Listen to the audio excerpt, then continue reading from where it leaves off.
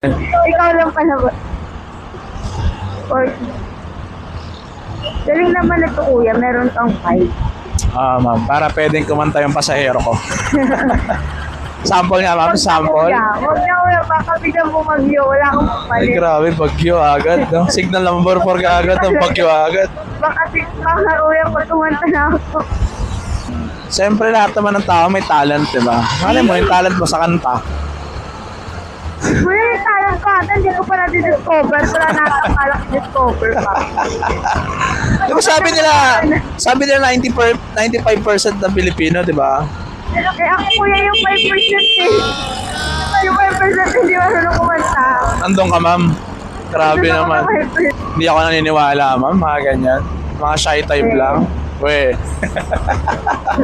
Kaya maawa ko yung may mati ko kumanta na ako. Kaya biglang magdili yung langit. O baka naman, umulan na eh. Pero yung mga pasahero ko kumakanta talaga.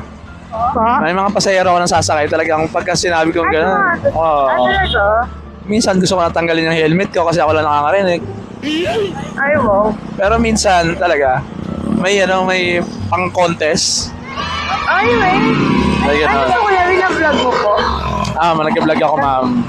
Okay lang, ma'am? Kasama ka sa content ko, ma'am? Sige po kuya, okay lang po. Baka ma-discover na ako. Kanta ka naman para mas lalang mag-viral, ma'am, di ba? Ay, wag na kuya. Baka ibas pa ako.